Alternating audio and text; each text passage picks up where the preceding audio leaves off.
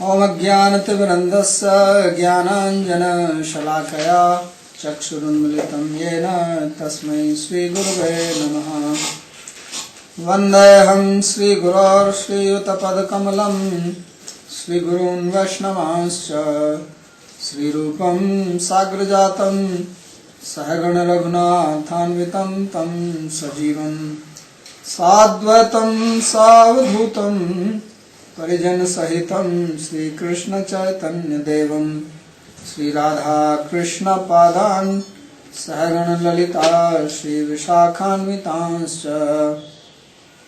हे कृष्णा करुणा सिन्धो दीनबन्धो जगत्पते गोपेश गोपिका कान्त राधाकान्त नमोऽस्तुते। तप्तकाञ्चन गौराङ्गी राधे वृन्दावनेश्वरी वृषभानुसुते देवी प्रणमामि हरिप्रिये।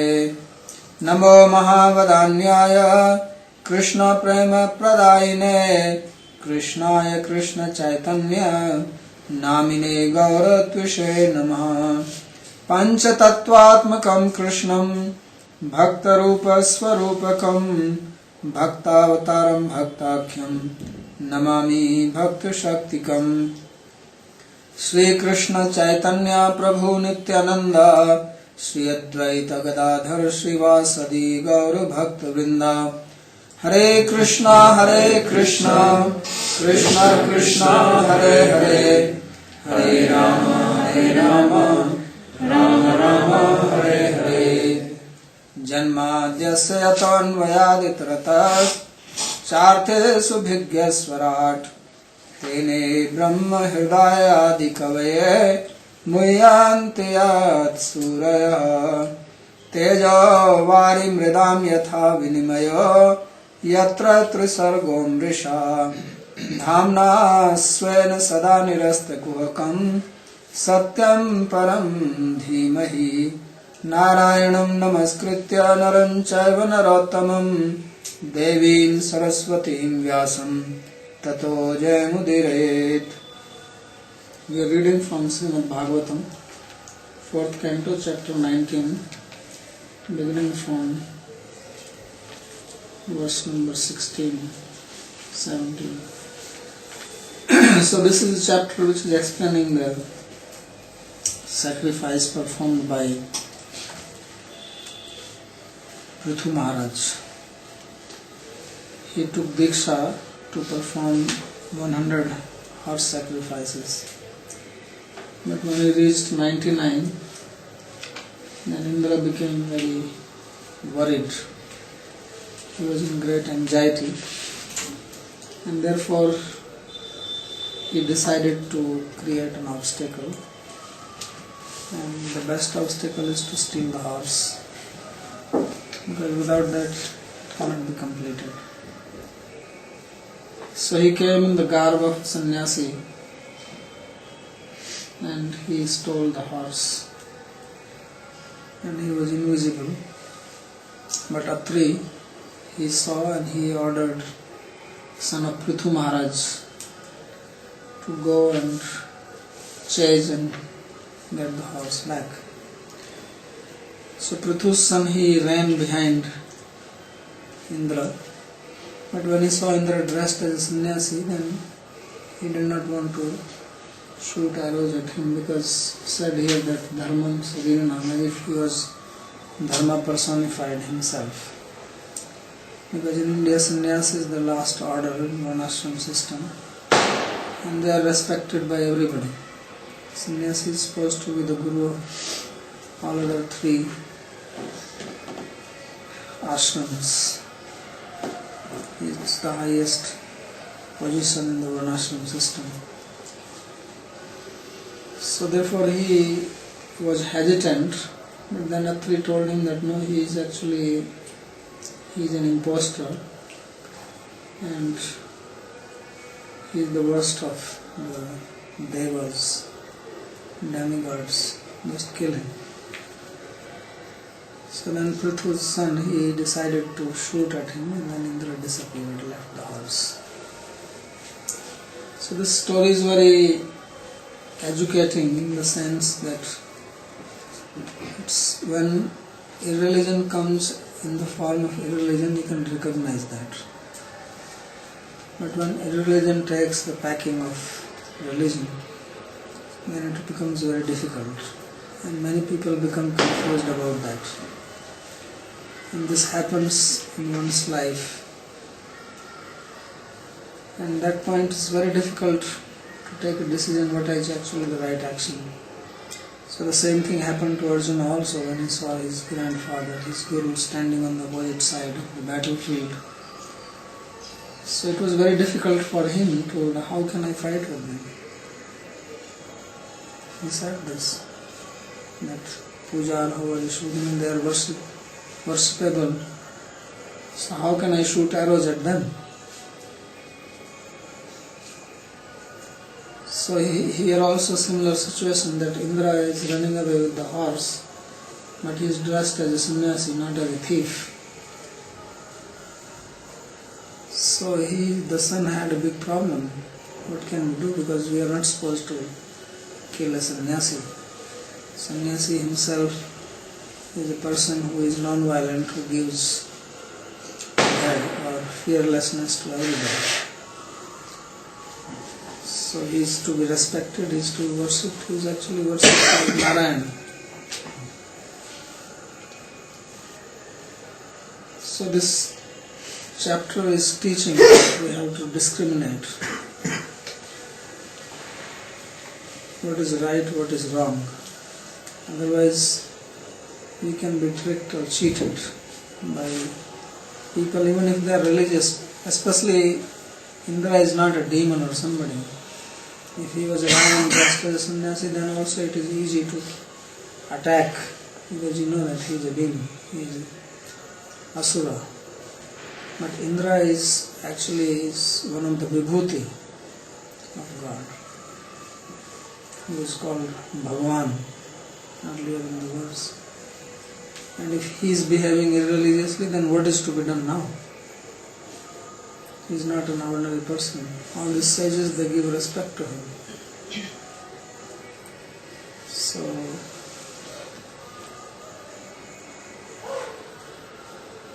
this story therefore is very interesting in that sense, that it makes one think. That's why Bhagavatam has very interesting stories and plots where the very subtle points of dharma are analyzed, and especially from the point of view of supreme dharma, that is bhakti yoga. So he says that, we read that Atri, he told him that you go and kill him, and then Prithu's son, he became very angry and ran behind Indra, just like Jatayu ran after Ravana. So then it said that swaswam rupam cha tadhitva tasma antarhitah swarat virahasva pashumadaya pituryajnam upayivan. So at that time Indra,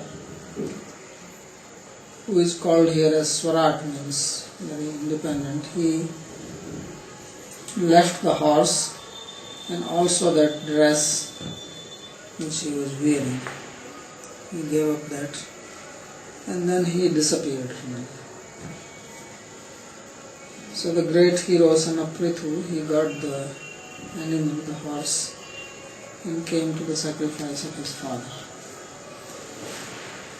So this was very wonderful act, because Indra is not an ordinary person. Tattasya chadbhutam karma vichakshya paramarshayah namdheyam dadustasme vijitasveti prabho. So by seeing that wonderful act of son of Prithu, the great sages who had assembled there, they gave him a name called Vijitashva. So Vijita means conquered and Ashva means horse. So he came to be known as Vijitasva after that, means who has conquered the horse. But then Indra came again he was really determined. Religious people are more determined than religious people. If there is obstacle to religious people, they become very quickly disheartened. You speak one harsh word, they are ready to leave, to pack their things. Because there is a very common saying that sadhus are independent. Yes, this morning I was talking with one man and he was making this statement. So sadhus are independent, which means that they don't listen to anybody. But these unrighteous people, they are very determined. That's why people in the material world, they become frustrated. But after becoming frustrated, they don't take to devotion.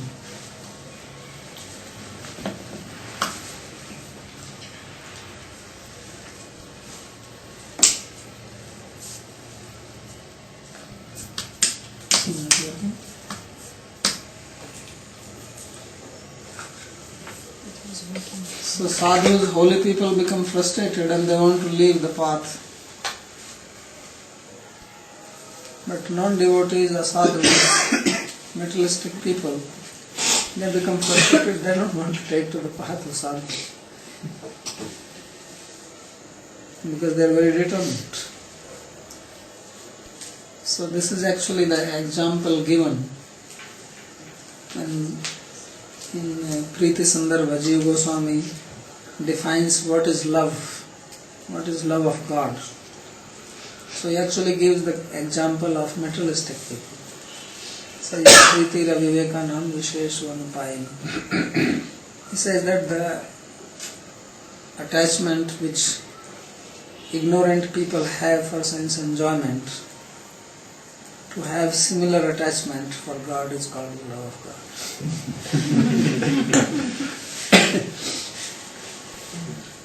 So he has given the example of materialistic people to show how a sadhu, that means the ideal of a sadhu is a materialist. It's a very interesting thing. So why is that? Because they are very much fixed on their aim, on their goal. They don't deviate from the path. So Indra also is now shown here as a materialistic person, and materialistic people are always envious, that is their another characteristic. So he was so envious and therefore very determined to disturb the sacrifice of Prithu at any cost, and go to the extent of being shameless. Because some ordinary person stealing is okay, but person who is so respectable, who is always called in the sacrifices, who is worshipped, and he is coming to such a low platform of stealing a horse. He has the best horse, which came out from the churning of the ocean, this Uchai. And now he wants to steal this horse. So this shows that when a person is indiscriminate, one is materially inclined, then how one becomes shameless also. And of course jealous of others. So he came again, and it's described in this verse here, Upsrijya tamas tivram jaharascha punar harihi chasala yuktaschanno hiranya rasnam.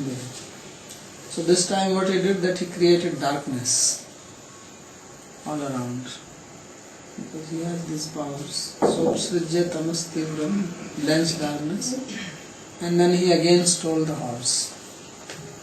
So one of the names for Indra is also Hari. Here the word used for him is Hari. So again, Jahara Aswan Punar Hari. And how did he got this? That Chasal Yukta Shanno Hiranya Rasnam. This actually horse was tied to the yupa, that there is a pole which is dug near the sacrificial area, and that's where the horse is tied. And the horse was tied with the golden rope. So he was not able to cut it. So he took him along with the chain. So there is this post is there. It's made from wood, kadir wood, a special type of wood they make this. And it is called yupa. And this yupa actually is also representative of, I think, Indra. So there was a ring around that, and the horse was tied. So he removed the ring, but he was not able to cut the rope because this was golden. And then he took it again. So Upsrijya tamandakaram pakhanda veshena channasam chasalo yupagre nikshipta cast kataka. So he was again dressed as a heretic, pakhanda. Pakhanda means also impostor, hypocrite. And he removed this kasta kataka. There was a ring made of wood which was put inside this post. So he took that.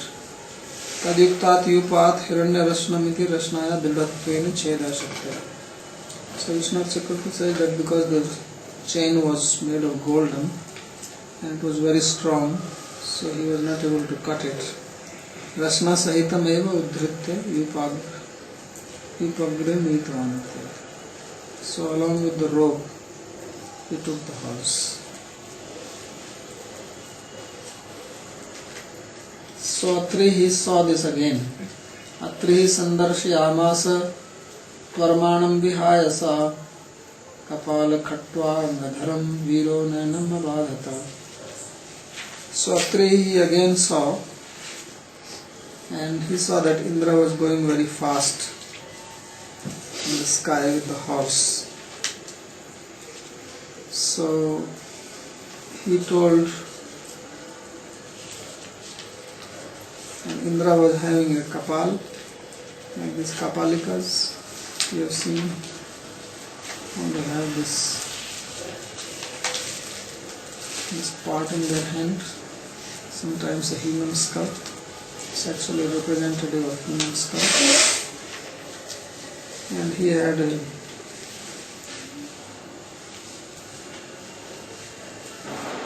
this sword in his hand. So he was dressed again like a sadhu. So when he saw this, he again did not obstruct him. Son of Prithu, his Dasa, because again he was hesitant. But Atri he again told him, Atrina choditas tasmai sandadhe vishikham rusha swasvam rupam chatadhitva tasthavantar hitam swaraj. So again Atri has to tell him that don't be gracious on him, don't think that he is sadhu, he is wrong, and just catch him and get the horse. So when Atri said this, then he again took his arrow, and when he wanted to shoot, then again Indra, he left the horse, left his dress, and again disappeared from there.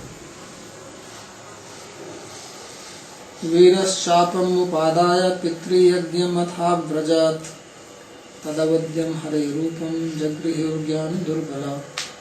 So that hero, he again came back in the sacrificial area with the horse, and he was praised for that. But now there is a very interesting statement in the next few verses. He makes that Tadavadyam hare rupam jagrihur gyam durbala. He said that these forms or these dresses which Indra had used to steal the horse, they were accepted by people who were less intelligent, gyam durbala, who do not have proper understanding, proper knowledge, so they took to these dresses. Means these dresses became the means for cheating people.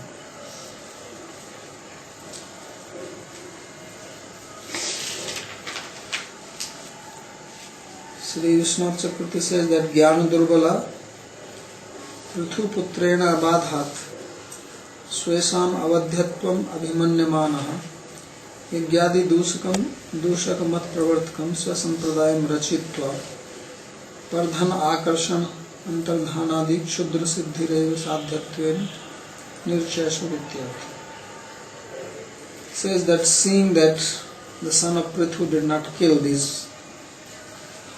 Indra when he was wearing this dress, therefore people of improper understanding, they also took to these dresses, considering that now we are safe, nobody will bother us, people will respect us. And then they started their own sampradaya, speaking against sacrifices. Yagyadi dusak mat pravartakam swasampradayam rachitva pardhan akarshan antardhanadi kshudra siddhireva sadhyatva. And their goal became to take others' money or try to attain some petty perfections such as becoming invisible, which Indra was also having. So this is how various types of sampradayas came into existence. Those who did not want to follow the proper path, then they concocted these other processes. So then he further says, Yani Rupani Jagrihe Indro Hayaji Hirshaya Tani Papasya Khandani Lingam Khandam Yochite. Says that whatever forms Indra had accepted, then these forms were known as the portions of sin. This word pakhanda is a Sanskrit word which is used for a heretic or for a hypocrite. But it is made from two words, papa and khanda.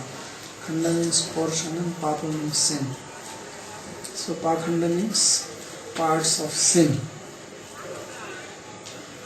So therefore he said that Rani Papasya Khandani Lingam Khandam Hayuchate. So these dresses, he says, became the symbols of sins. Because he says that in the word Pakhanda, the word Khanda, which means a part, means a symbol. Like a flag signifies something. So these dresses actually signify sinful behavior.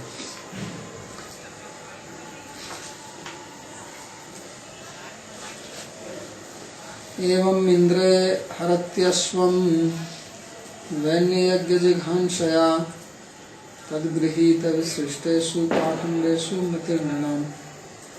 So he says that in this way,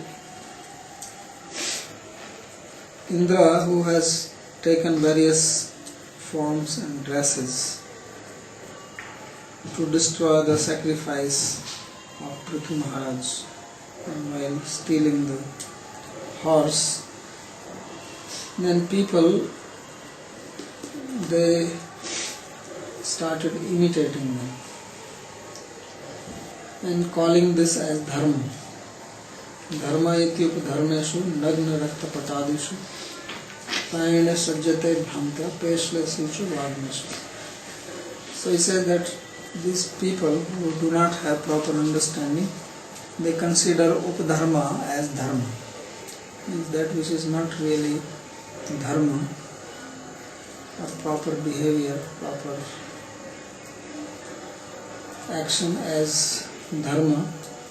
And this says Nagna Rakta Patadyasu. And there are people who are going naked. Naga Baba. So there is a sampradaya in India of Nagas being naked. So this is Nagna. And Rakta Patadyasu, wearing red cloth. especially the Buddhistic people. So he says, Prayana sajjate bhrantya. So he says people in generally, because of illusion, follow this. And they are very much impressed by the lectures given by such people, Peshleshu Vagneshu, because these people are very expert in talking. Peshal means sweet and Vagni means expert, eloquent speech. So they speak very eloquently and logically without referring to Shastra. So like other day he was saying that follow your heart. So this is a very catchy phrase. You don't need guru, you are your own guru. Because everybody has to etch out their own path. You have to start from wherever you are standing, so you cannot start where I am standing. So how can you follow my path? I am going to start from here, we are going to start from there. So you have to have your own path. Everybody is individual, everybody is separate, everybody is their own path. So you don't need any guru. Shastra is only to confuse people and to make money. So you have to just follow your heart. Because God is everywhere. God is not anybody's property. And He is equally available to everybody. If I ask you a question, is God's mercy limited or unlimited? And you say it is unlimited. Right? Because God is unlimited, so His mercy is also unlimited. And if His mercy is unlimited, it is available to everybody. Why is that one person is better than the other? So, you don't need to follow anybody. So just follow your conscience, your heart, follow what gives you joy. We are convinced enough.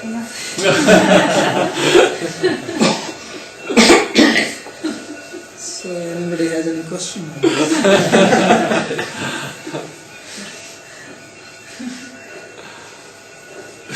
So in the past there have been many great people. Buddha was there, Jain, Mahavir Jain. They did not follow any Shastra or anything. They were enlightened people. They are still remembered. Millions of people are following Buddha. Everywhere Buddhism is popular, right? So he must be right, otherwise why so many people are following? So many people cannot be wrong. Right? One couple was going for a picnic. So they wanted to have their tent somewhere they could sit down, eat. So the wife said, let's go under this tree. So the husband saw, and there were thousands of mosquitoes there. So he said, yes, millions of mosquitoes cannot be wrong, this must be right.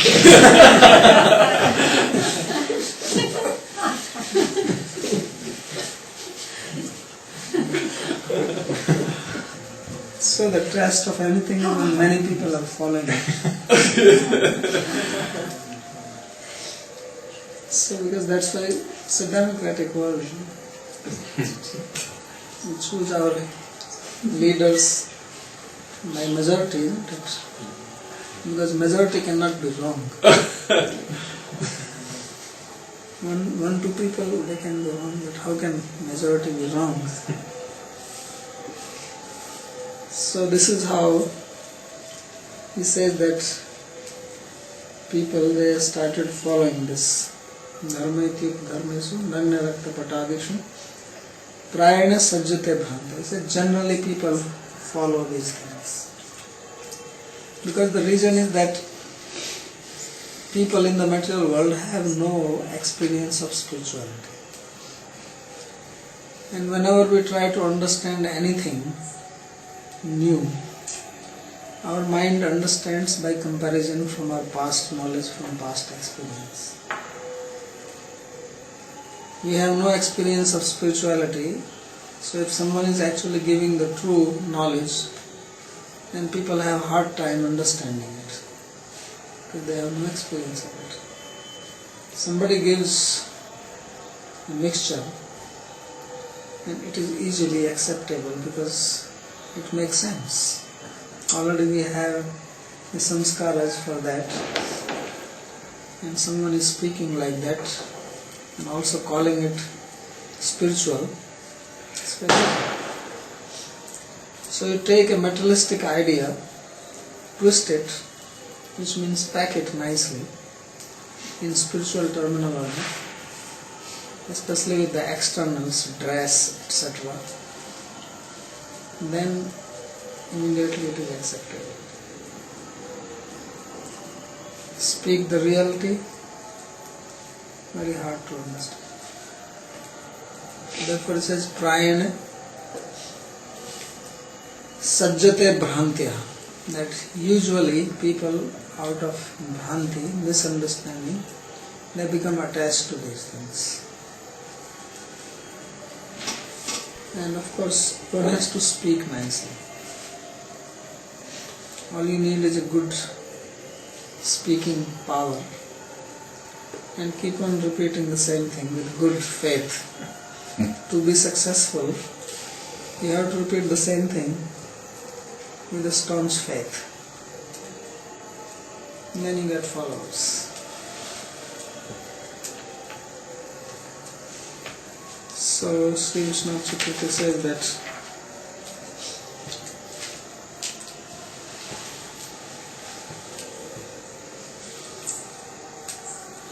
Sapakhandanam nirvakti yamiti. In verse number 23, he gives a definition of this word pakhanda. Means heretic. Bahuvachanena bahava eva pakhanda bhedaha pravritta iti. And here the word pakhanda is used in plural. So Vishnu Chakravarti comments that this signifies that there are various divisions of pakhanda. Not one or two, that's what plural is being used here. Tene indraena adau grihiteshu paschad vishishteshu. So he says that the various forms or dresses which Indra has accepted, and then he dropped them, then these are the dresses of pakhandis or heretics. Nagnaha Jaina. Nagna or naked refers to the Jains. Jains also go naked. There are two varieties, Swetambar and Digambar. So Digambar are naked. And Raktapata Bodha, the red dress, Buddhist people. Adi Shabdena Kapalika there. And Adi word etc. refers to Kapalik. Kapalik is also one type of sadhu. They wear black dress, carry this like a skull shape pot in their hand, ashes, matted hair. Updharmasu dharma upmeshu natu dharmeshu. The word updharma here means that which looks like dharma but is not a dharma. So it means imitation. Pesleshu apatato ramyeshu vagmeshu hetu ukti chatureshu. So pesala here means that the speech is very attractive, very beautiful, and vagmi means spoken with logic. So then it is very attractive and people follow that. So this one has to be very careful about this, and that's why this chapter is here. तदभिज्ञाय भगवान Prithu Prithu पराक्रमः इंद्राय कुपितो बाणम आदत्तोद्यत कार्मुकः. So now Indra, he came again. He's really determined, he's not giving up. So this time when he came, then Prithu, who is very valorous, he became very angry. And Indraya kupito banam adatyo udyuta karma. So getting angry, he took his bow in the hand and became ready to kill him. So as I said earlier, that when someone does the sacrifice, then they have to take this sankalpa for the period of the sacrifice, and they are not supposed to engage in any violent act or get angry. Actually they are not even allowed to itch their body with the hand if the body is itching. They used to use special deer horn, and if they are feeling itchy, they use that, not use the nails, just in case it scratches and cuts the skin. Just like on Ekadashi, you are not supposed to brush with the hard brush, or in the olden days they were using twigs, because it can cut the gum and there can be bleeding, and that will break Ekadashi fast. So there's various types of rules, and one of them was this. So he was not supposed to get angry, and no question of attacking anybody, but he lost his temper, because again and again Indra was playing his tricks. So then the Ritviks, they forbade him. He says not. For this reason shaving is not allowed on Ekadashi, because of the blood. Not because of the shaving itself, but because of the blood only. Yeah. Okay. So tam ऋत्विजः शक्रवधम् अभिषन्दितं विचक्ष दुष्प्रेक्षण संहारं स्वं निवार्यमासुरो महामतेन युज्यते अत्रण्यवध प्रचोदितात्. So then the Ritviks, these Brahmanas, the priests in the sacrifice, they, when they saw that he was ready to kill Indra, and he was very angry and very determined, so they stopped him. Nivarya Masuraho. They said that Oho Mahamatena Yujyate Atra Anyavadha Prachur. He said that, oh highly intelligent Prithu Maharaj, this is not allowed in the yajna to kill anyone else except the horse. So please do not do that, because this will go against the injunction of the Shastra. So they said that we will kill Indra. If you want, we will get him into the fire sacrifice by chanting the mantras. But we don't do that. So they said, Vayam marutvantam iharthanashanam vayamahe tatshravashaha tatpisham ayatayamo apahavairanantaram prasayirajan bhavamanihitam. So they said that we will chant mantras and we will offer oblations in the fire, and he will come and we will call him here, and then by our power of our mantra we will put him in the fire. So mantras have power to do anything. If one knows the proper mantras and they can chant it properly, then mantra can do many things.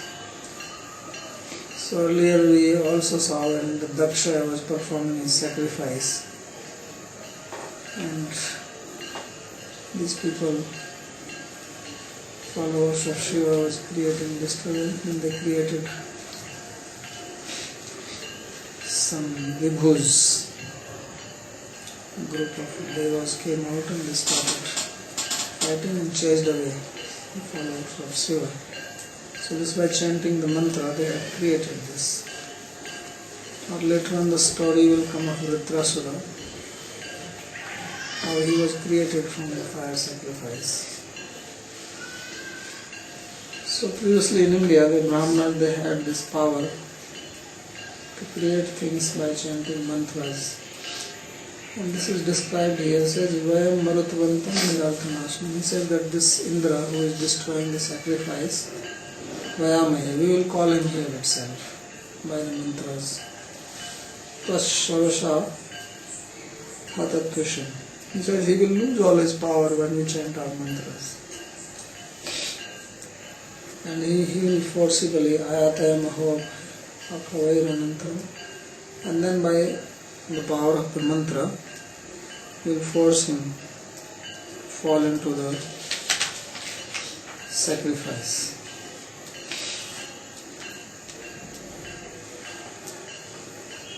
So in commentary it said that Sakravadaya Visandhi Sanjato Yasya Tam Vichaksha Drishtva Prachodhitat Sastra Bhitat Pasorvadhatanyasya Vadamajyate. When they saw that Prithu Maharaj was getting ready to kill Indra, then they stopped him, because this is against the injunction of the Shastra. And no other killing except of the animal is allowed then. Nanu tarhi atra ka pratikara. So then Prithu asked him, so what is the solution, what is to be done? So they says, we will do it. Ayat yamair agat virye abhavair avana mantra. Says that when we chant mantra, then he will lose all his power. And he will be forced to come here. Atra tadanim tasya indrasya bhaktavad avataratve api vipranam cha tesham bahirmukhatve api तथा भूतोक्त्या कर्म मार्गस्य स्वभावेव तैर्द्योतितो यत्र प्रवृत्ता विवेकिनोपि अंधा भवन्ति. So now he is giving like the essence of this incident, that why these Brahmanas decided to call Indra by chanting mantras, because Indra is not to be killed or sacrificed like this. So he says that Indra is a Bhagavad avatar, he is also an avatar of Bhagavan.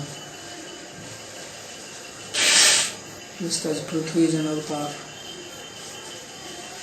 And the Brahmanas were not non-devotees to the Lord, they were also devotees. So they were respecting Prithvi. So why are they saying like this? We will call Indra and he will be forced to fall into this. So this is, he says that to show the nature of karma marg, that this path of karma has this problem, that even great personalities, they lose their discrimination. Karmargasya svabhaveva tairdotito. So if one is following the path of karma, means path of following material desires. So previously people who were following the Vedas, there were two divisions in that you follow karma or you follow jnana or bhakti and yoga. So there is a path of karma, path of trying to fulfill your material desire by following Vedic injunctions. Another is to give up material desires and try to get enlightenment by following Vedic knowledge. So both are following Vedas, but one is following only for fulfilling one's material desires. So that is also possible. That facility is also there. But if one follows this path, then he says that they give up their proper understanding and they become blinded by the desires. Because the desires have that characteristic. And then he gives examples here which are very interesting. He says, what to speak of Indra, even Brahma, he became infatuated by his own daughter. So he was influenced by lust. So Brahma is a devotee, he is a pure devotee, but when he is depicted as following karma marga, then it is shown how he was also not pure at heart. It means because a devotee is free from material desires. He does not consider himself or herself an enjoyer, so there is no question of being influenced by opposite sex. It's not possible. That is possible only if one thinks I am an enjoyer. If I don't have the ego of enjoyership, then my mind cannot be disturbed by anything. So Brahma's mind was disturbed and he was infatuated by the beauty of his own daughter. He started actually running like a crazy person after her, so much that Shiva has to come and stop him. So this is about the karma. And then he says that Sri Rudraena Krodhasya. And Rudra Shiva, he was not able to control his anger. He was able to control the lust, but not the anger. But anger is another form of lust. When material desire is not fulfilled, then you get angry, you get frustrated, you get dejected, you become fearful, all these things happen. Various types of emotions become manifest when the material desire is not fulfilled, depending on the situation.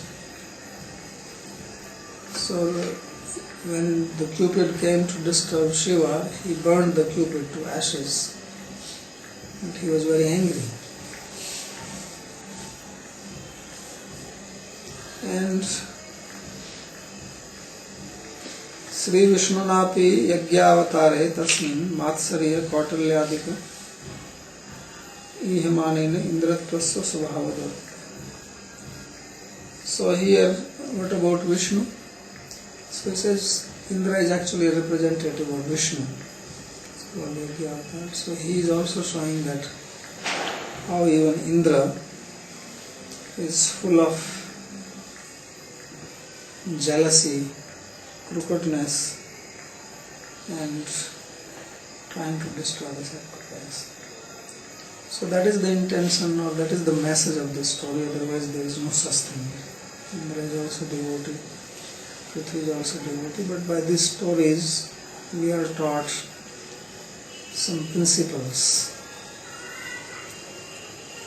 So the story is teaching how if one is harboring material desires in the heart, then one's good nature can be covered. Therefore it says that Yasyasti bhaktir bhagavati akinchana sarvai guna tatra samasate sura. That one who is a person devoted to God, then all good qualities along with their deities become manifest in that person. And harao bhaktasya kuto mahad guna. But who is not devoted to God, where are the good qualities in such a person? Bahirmukhena dhavati sati, because his mind is external. One who is not devoted to God, his intention is, no matter even if they are doing some good welfare or this or that, actually they want to enjoy. Even if the enjoyment is at the subtle level, they want some praise, name, fame. May not be gross, there are people who are not grossly enjoying, but they want subtle enjoyment.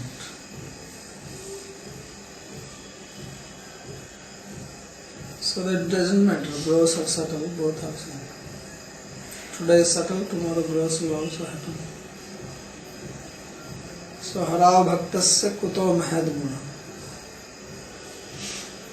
So if one is not devoted, means if one has not transformed one's ego that I am devoted to God, then one will continue to be bothered about these problems. So because in the path of karma, one offers the karma to God but not oneself. In karma marga also they make offering to God. They are not atheists. Indra is not an atheist. He believes in God. He did yajnas to attain this post. But he is not free from the desire to enjoy. And therefore, he is behaving like this. So that's why in the Bhagavatam, in the very beginning, it is said, Dharma projita kaitavatar parama nirmat saranam sattvam. And this Bhagavad Dharma, the Srimad Bhagavatam is teaching about that specific Dharma, which is meant for those who are completely free from Matsarya, envious nature, deceptive mentality. So that has to be completely given up. And now the root cause of all deceptive mentalities, to consider ourselves as independent enjoyers. All deceptions come from that. All corruption, this is the root cause of all corruption, deception, hypocrisy, cheating. It's rooted in that. So therefore Bhagavatam says Satyam Param Dhyana, meditate on the absolute truth. So truth means free from that cheating propensity. So that is possible only in that supreme dharma, in devotion to God. And all these stories ultimately are trying to teach us that, because that is the highest development of human being. There are various levels of human consciousness. The topmost consciousness which can be attained is this consciousness of love for God. So in this, all the good qualities become manifest naturally, because when love is there, even in the material world it is seen that when you love somebody, then you manifest your best behavior towards that person. Even the criminal people, they behave very nicely with their own beloveds or lovers. They are not harsh to them, they are not cheating. And when that love is for the Supreme Person, Supreme God, then that is the highest development, highest achievement possible in the human body. There is nothing higher than that. So various types of dharma, but this is the supreme dharma. So this comparison is being shown here, that Indra is very great,